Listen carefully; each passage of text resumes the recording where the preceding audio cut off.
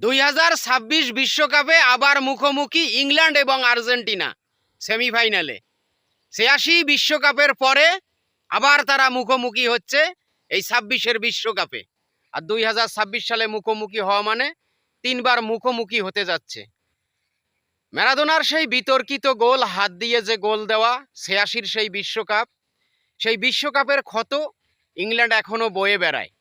England এখনো সেই ক্ষতটা বয়ে বেড়াচ্ছে।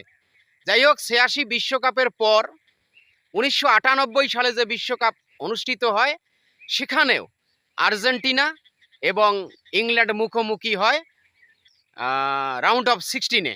সম্ভবত, আমি যদি ভুল না করি, রাউন্ড অফ 16-এ মুখোমুখি হয়। সেখানে 2-2 গোলে ম্যাচ সম্পূর্ণ হয়ে যায়। কেউ খেলা খেলে গোল দিতে পারেনি। তারপর ট্রাইব্রেকারের মাধ্যমে 4-3 গোলে আর্জেন্টিনা জিতে যায়। সেখানেও পরাজিত ইংল্যান্ড। তারপরের বিশ্বকাপ 2002 সালে, সেটা গ্রুপ পর্বেই দেখা হয়েছিল। দুই দলের গ্রুপ পর্বেই দেখা, ইংল্যান্ড এবং আর্জেন্টিনা। এই গ্রুপ পর্বে 1-0 গোলে ইংল্যান্ড জিতে যায়, যদিও গোলটা ডেভিড বেকহাম দিয়েছিলেন প্লান্টির মাধ্যমে। তারপর আবার দেখা, আবার ইংল্যান্ড এবং আর্জেন্টিনা দেখা। ওই বিশ্বকাপগুলোর থেকে 26-এর বিশ্বকাপ অনেক গরম। 26-এর বিশ্বকাপ যদিও অনেক বিতর্কিত হচ্ছে, তারপরেও যে আপনারা ওই ফ্রান্স বা আর্জেন্টিনার যে আমেজটা নেবেন, আর্জেন্টিনা ফ্রান্স অনেকেই ধরে নিয়েছেন যে ফাইনালে যাবে, তারা আবার খেলবে। ওই যে ফাইনালের যে আমেজটা, সেই আমেজটা কিন্তু আপনারা অবশ্যই পাবেন। সেটা হচ্ছে সেমিফাইনালে ইংল্যান্ড এবং আর্জেন্টিনার মাধ্যমে। কেউ কাউকে সেরে কথা বলবে না, দুই দলেই সমান। যদিও ল্যাটিনের যে ফুটবলের যে ধাঁচ, তাদের ধাঁচে তারা খেলবে।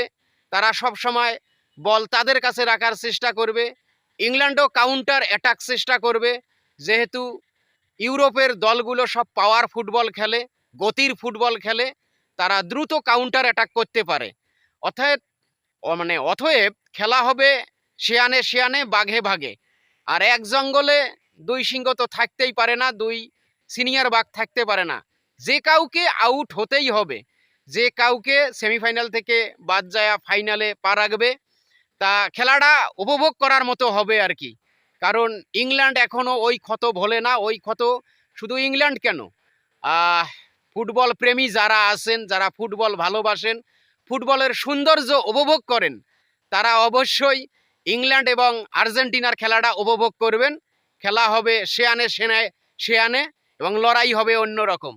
মানে জীবনের শেষ রক্তবিন্দু দিয়ে হলেও আর্জেন্টিনা জেতার চেষ্টা করবে। এপাকে ইংল্যান্ডও জীবনের শেষ রক্তবিন্দু দিয়ে জেতার চেষ্টা করবে। অপেক্ষায় রইলাম খেলাটা দেখার জন্য।